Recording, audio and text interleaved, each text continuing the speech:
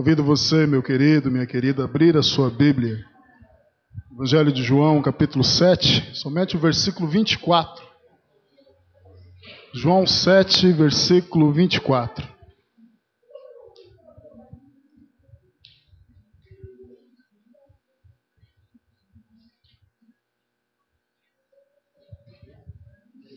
Amém?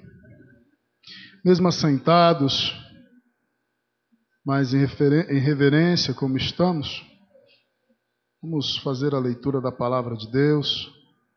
Evangelho de João, capítulo 4, versículo 27, que diz assim: Não julgueis segundo a aparência, mas segundo a reta justiça. Amém?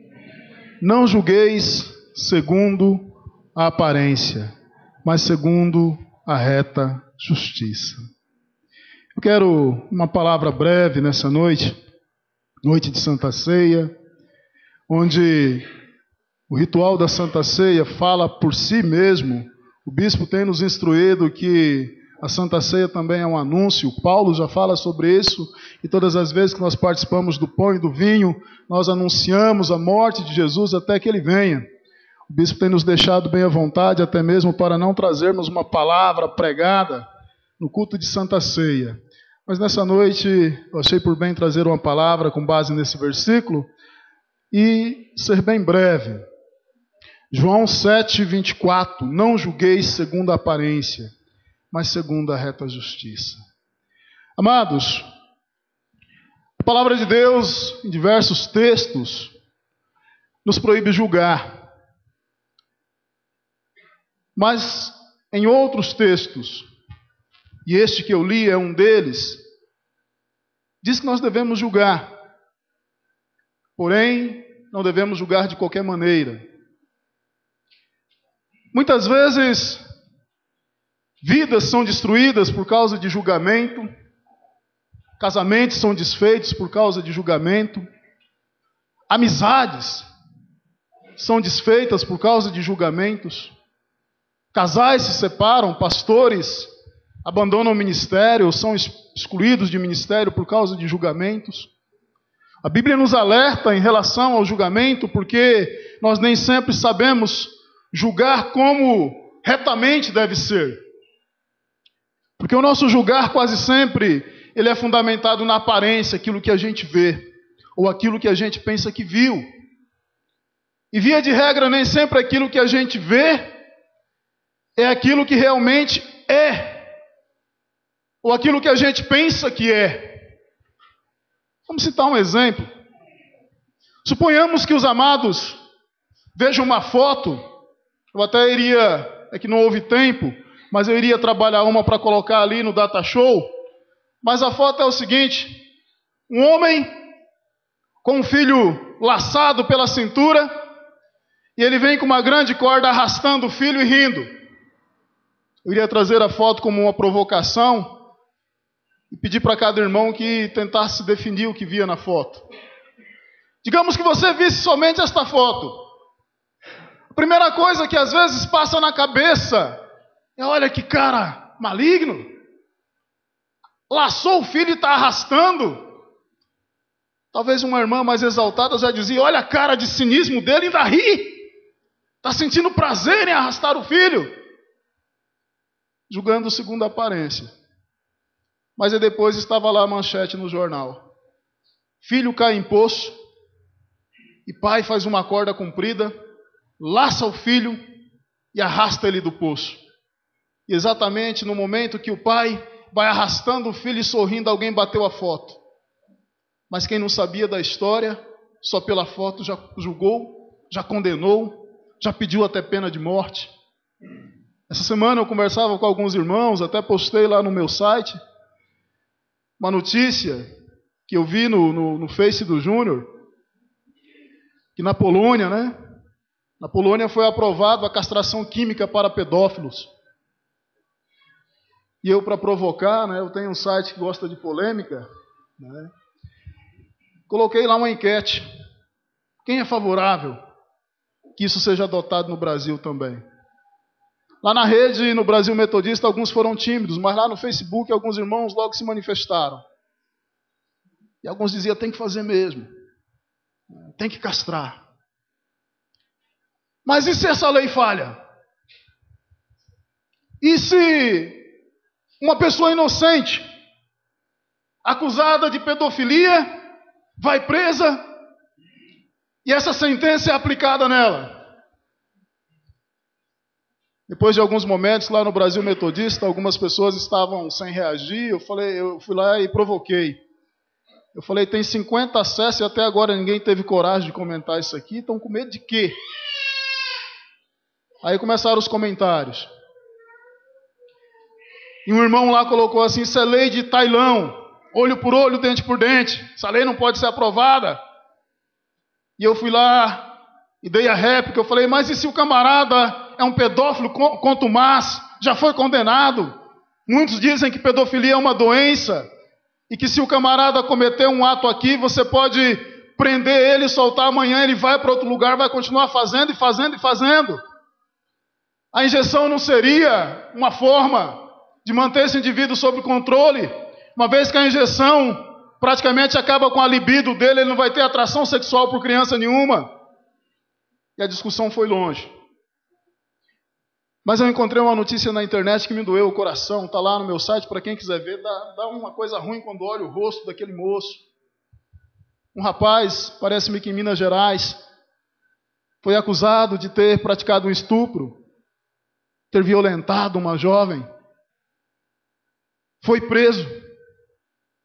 Na cadeia foi violentado, foi estuprado. E ele era inocente. E devido a essa violência que ele sofreu na cadeia, contraiu o vírus do HIV.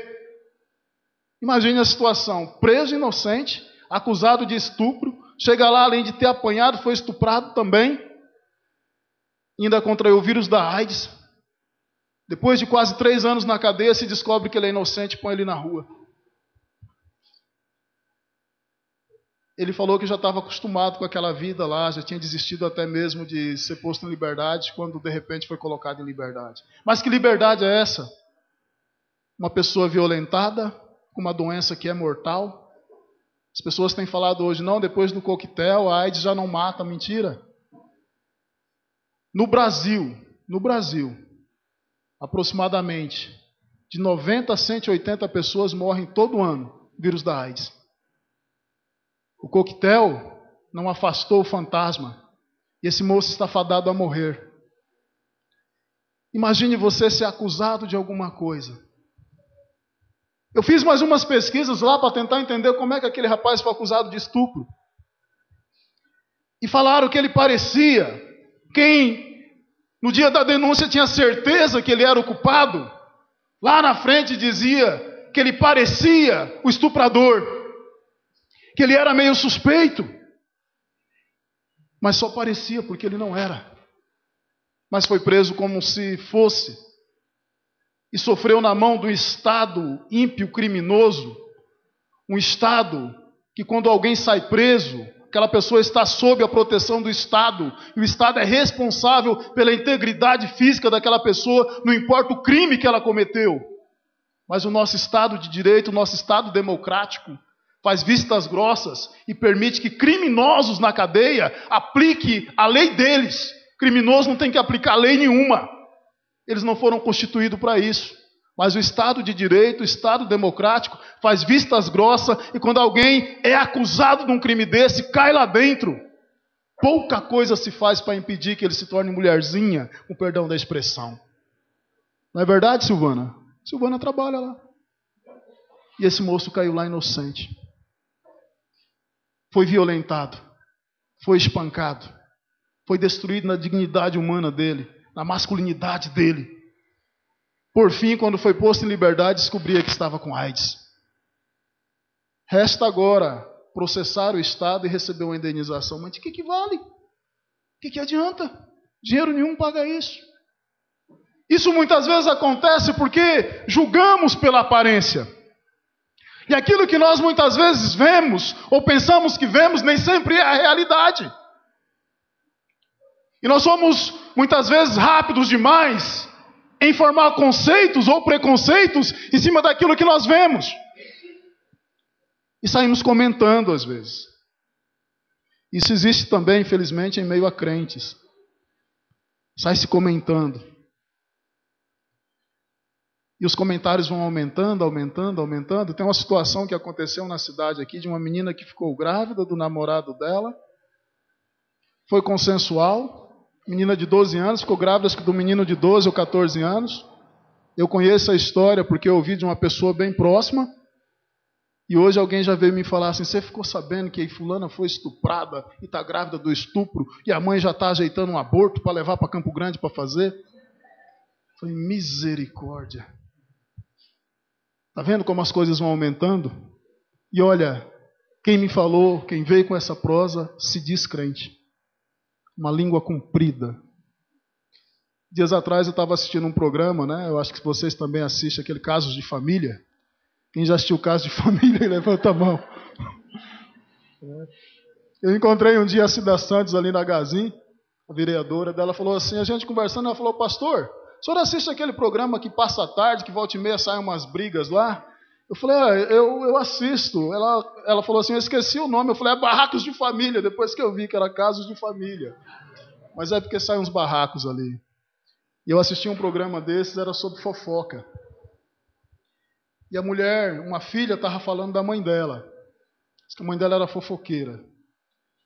A mãe dela no bairro não precisava de jornal.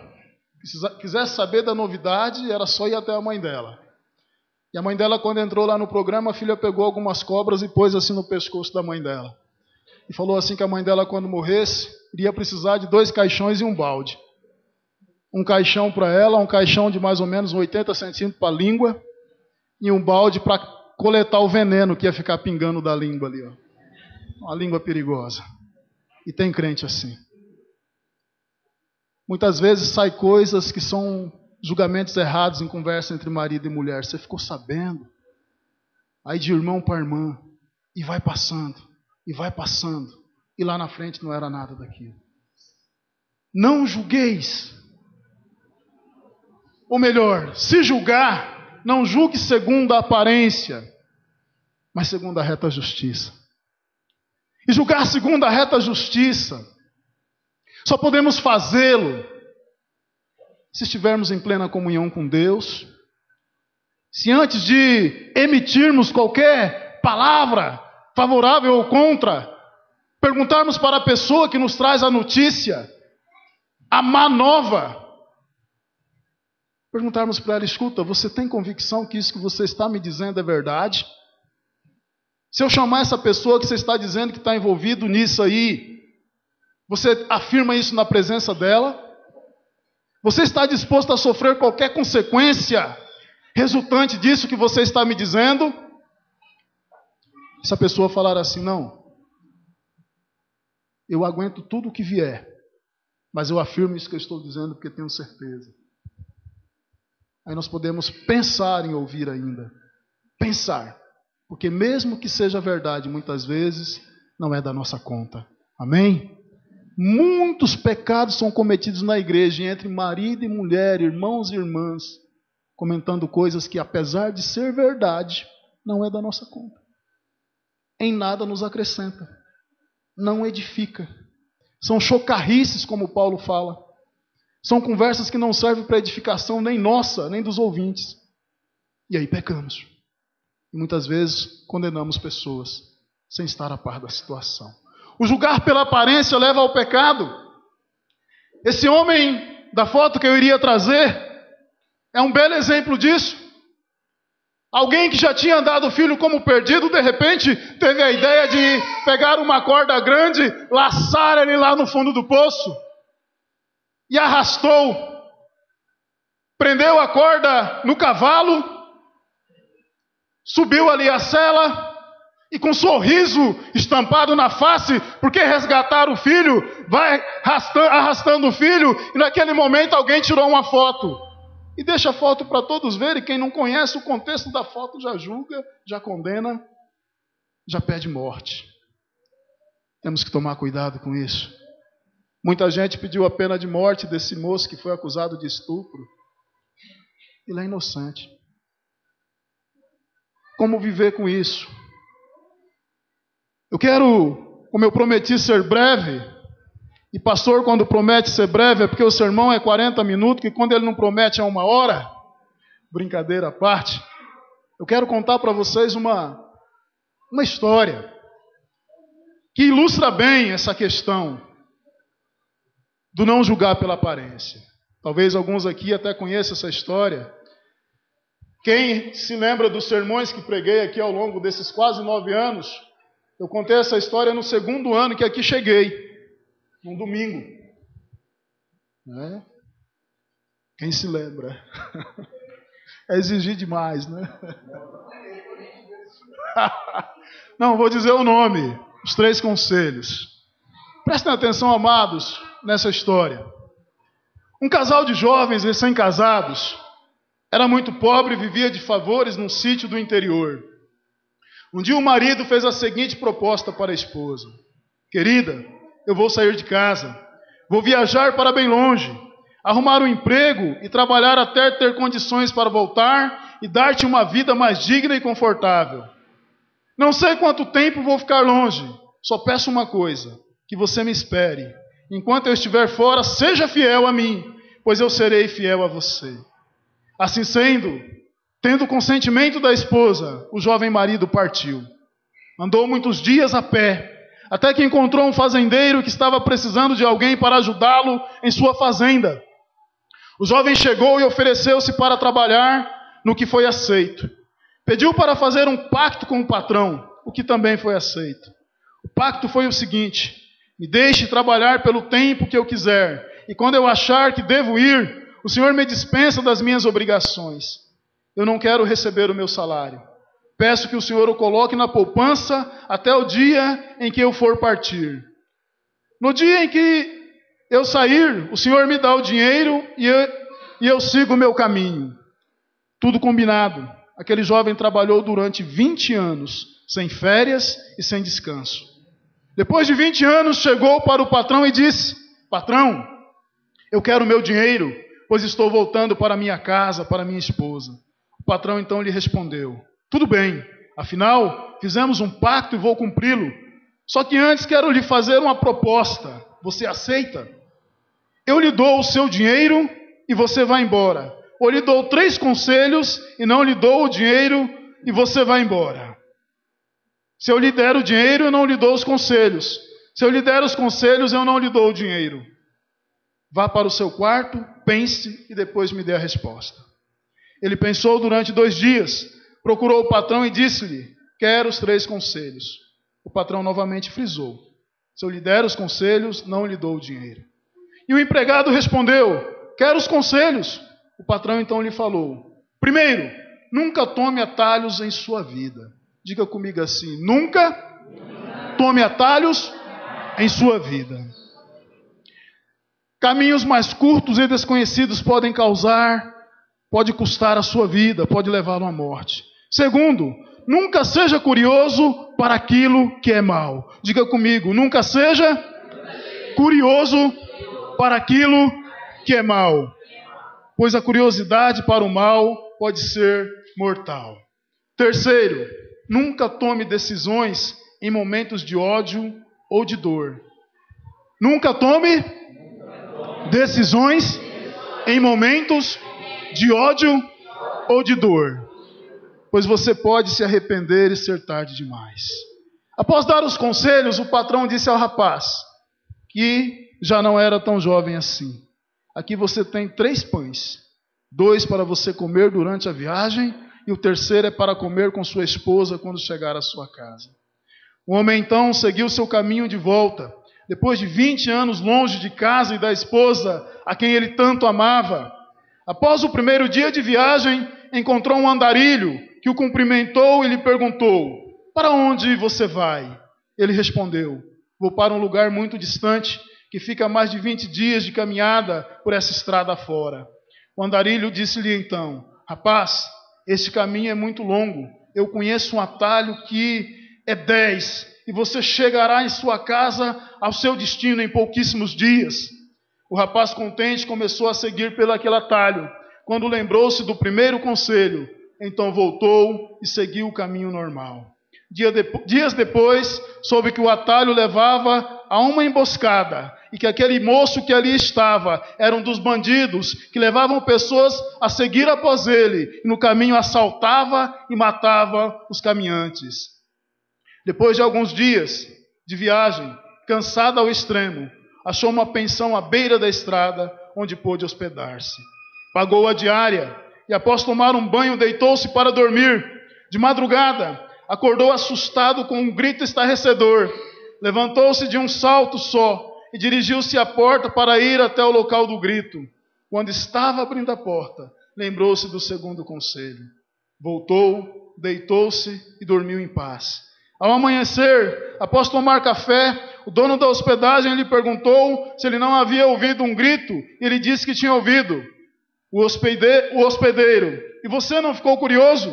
Ele disse que não. No que o hospedeiro respondeu: "Você é o primeiro hóspede a sair vivo daqui, pois meu filho tem crises de loucura, grita durante a noite, e quando o hóspede sai, mata-o e o enterra no quintal."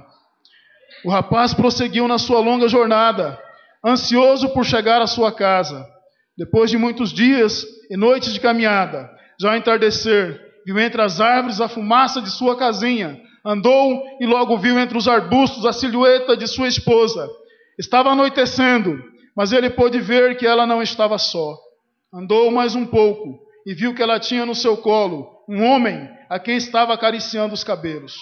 Quando viu aquela cena, seu coração se encheu de ódio e amargura e decidiu-se correr de encontro aos dois e matá-los sem piedade. Respirou fundo, apressou os passos, quando lembrou-se do terceiro conselho. Então parou, refletiu e decidiu dormir aquela noite ali mesmo e no dia seguinte tomar uma decisão. Ao amanhecer, já com a cabeça fria, ele disse: "Não vou matar minha esposa e nem o seu amante. Vou voltar para o meu patrão e pedir que ele me aceite de volta. Só que antes, quero dizer à minha esposa que eu sempre fui fiel a ela, diferentemente do que ela fez comigo." Dirigiu-se à porta da casa e bateu. Quando a esposa abre a porta e o reconhece, se atira em seu pescoço, o beija e o abraça calorosamente. Ele tenta afastá-la, mas não consegue. Então, com as lágrimas nos olhos, lhe diz: "Eu fui fiel a você e você me traiu."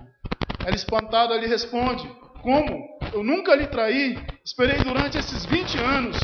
Então ele lhe perguntou: "E aquele homem que você estava acariciando ontem? Aquele homem que estava em seu colo ontem ao entardecer?" E ela lhe disse: "Aquele homem é nosso filho. Quando você foi embora, descobri que estava grávida. Hoje ele está com 20 anos de idade." Então o marido entrou, conheceu o filho, abraçou-o, beijou-o e contou-lhe toda a sua experiência de vida no período que estava fora de casa. Enquanto isso, a esposa preparava o café. Sentaram-se para tomar café e comer juntos, quando ele se lembrou do último pão. Após a oração de agradecimento, com lágrimas de emoção, ele parte o pão e, ao abri-lo, encontra todo o seu dinheiro, o pagamento por seus 20 anos de dedicação. Muitas vezes achamos que o atalho queima etapas e nos faz chegar mais rápido, o que nem sempre é verdade. Muitas vezes somos curiosos, queremos saber de coisas que nem ao menos nos dizem respeito e que nada de bom nos acrescentará. Outras vezes, agimos por impulso, na hora da raiva, e fatalmente nos arrependemos depois. Espero que você não se esqueça desses 3 conselhos e não se esqueça também de confiar, mesmo que a vida muitas vezes já tenha te dado motivos para desconfiança. Não julgueis segundo a aparência, mas segundo a reta justiça. O homem dessa história poderia ter matado a esposa e o filho dele, julgando por aquilo que ele via, mas aquilo que ele via não era o que ele imaginava. Ele imaginava uma coisa, quando na realidade era outra. Eu quero desafiar a minha igreja, um desafio cristão de santidade no falar. E o desafio é o seguinte: todas as vezes que alguém dessa igreja, ou lá de fora, chegar para você com conversas que geralmente inicia desse jeito: "Você ficou sabendo de fulano? Você soube de cicrano?" Primeira coisa que você vai fazer é dizer para ele assim: olha, eu não fiquei sabendo e também não desejo saber. A menos que você tenha coragem de falar o que você está prestes a me dizer na presença da pessoa. Se você não tiver coragem de falar na frente da pessoa, então não quero saber também de ouvir de você isso nas costas dela. Um dos maiores pecados, irmãos, que existe nas igrejas e que tem feito com que o diabo amarre vidas, e eu tenho ovelhas amarradas pelo diabo devido a isso, é o querer saber da vida dos outros, é dar ouvido a coisas que não diz respeito, e muitas vezes, além de dar ouvido, ficar ali conjecturando sobre o que poderia ser, ficar conversando, ainda passa para frente. E lá na frente tem pessoas destruídas. Lá na frente tem casamentos desfeitos. Lá na frente tem amizades desfeitas. Lá na frente tem pessoas sofrendo embaixo do chicote da língua. Às vezes a gente brinca, né? Que tem igrejas que não têm dons de línguas, a não ser o dom de línguas cumprida. E a pessoa ri, a igreja ri. Mas esse tem sido o instrumento mais usado pelo diabo para amarrar igrejas, amarrar pessoas inteiras. Para finalizar, eu quero frisar com você os 3 conselhos. Nunca tome atalhos em sua vida. Não importa se o caminho é longo, não importa se o caminho é pedregoso, siga por ele. Não tome atalhos. Não queira fazer as coisas pelo jeito mais fácil. Pague o preço. Caminhe se preciso for. Se canse. Espere um pouco mais. Nunca tome atalhos. Jesus Cristo é o caminho. O diabo é o atalho. Amém? Jesus Cristo é o caminho, a verdade e a vida. O diabo é o atalho que leva à mentira e à morte. Infeliz daquele é que toma atalhos pelo caminho, pela vida. Segundo conselho a ser frisado: nunca seja curioso para aquilo que é mal. Nunca seja curioso para aquilo que é mal. Estamos num culto aqui. Se começar um pampeiro no bar da esquina ali, é capaz de pessoas levantar para ver o que é. Uma bala vem de lá de repente, pá! Dizem que a curiosidade matou um gato, mas eu discordo disso. A curiosidade tem matado pessoas. Tem pessoas que não tinham nada a ver com peixe, como diz o dito popular, foi lá querer saber, foi querer estar perto, e uma bala veio e pá, ceifou. Muita gente já perdeu a vida por ser curioso demais. Terceiro e último conselho: nunca tome decisões em momentos de ódio ou de dor, em momentos de raiva. Pare para pensar. Na hora da discussão entre você e sua esposa, e olha, eu digo isso aqui sem vergonha, sem vergonha mesmo. Eu sou sem vergonha para dizer isso. Não adianta a fachada de que casal não se desentende. Não adianta a hipocrisia de dizer que está sempre tudo bem. O único casal que nunca se desentende, sabe qual que é? É aquele que a mulher não tem direito de falar nada. O marido fala, ainda que ela discorde lá dentro, ela fica caladinha. Ou ao contrário. Porque somos mundos diferentes, eu sou diferente da minha esposa. Temos pensamentos diferentes. E muitas vezes a gente se desentende, sim. Agora, uma coisa é se desentender. Outra coisa é quebrar o pau em casa. É totalmente diferente, né? Ah? Não pode. Aí não pode. Uma coisa é você discordar no campo das ideias. O fato de o casal ser casado e abençoado pelo Senhor não quer dizer que isso isenta o casal de muitas vezes ter ideias diferentes. Existem casais que nunca têm atrito porque a coitada da mulher, sim, Senhor, tá bom, lá dentro dela ela não concorda, mas para manter a aparência, ela fica quietinha. Lá em casa, a última palavra sempre foi minha. Eu sempre falo para a Fátima assim, eu vou deixar bem claro, a Bíblia diz que a mulher tem que ser obediente ao marido. Então, de uma vez por todas, fala logo a louça que eu tenho que lavar.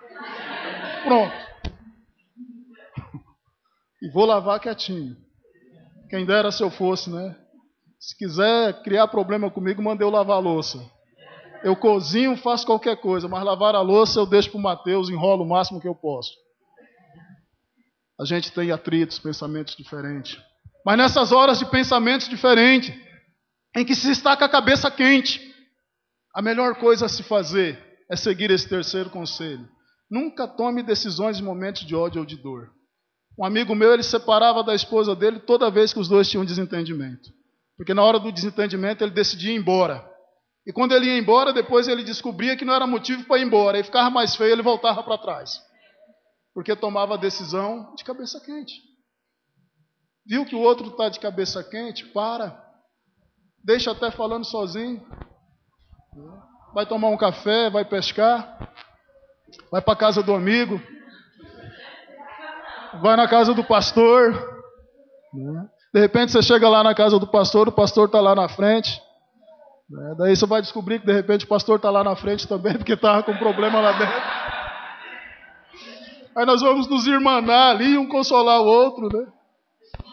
É assim que vai. Viu que está de cabeça quente? Não adianta. Filho com pai, viu que o pai está de cabeça quente? Não adianta. O patrão e o empregado e o patrão. A ovelha e o pastor, viu que o pastor começou a fazer assim, ó. Não adianta. Quem me conhece aqui sabe quando eu começo a fazer isso aqui, ó. É porque lá dentro está fumegando. Vai sair labareda de fogo. A gente tem que aprender a viver. É preciso aprender a viver. E esses 3 conselhos que aquele jovem, aparentemente lá atrás, no início da história, parecia que tinha saído perdendo, salvou a vida dele, salvou a vida do filho dele, e ele ainda encontrou um patrão misericordioso, que viu que ele era sábio, desejava sabedoria, pois toda a renda de 20 anos de trabalho dentro do pão. Conselhos nos traz riqueza e nos dá sabedoria. Salomão diz que na multidão dos conselheiros está a vitória. Quantas pessoas quebram a cara porque não são humildes o bastante para ouvir conselhos? Não pedem conselhos nem sequer do pastor.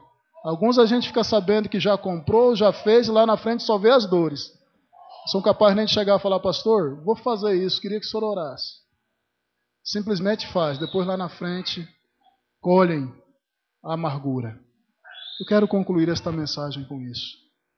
3 conselhos. Nunca tome atalhos em sua vida, nunca seja curioso para aquilo que é mal. Nunca tome decisões em momentos de ódio e de dor.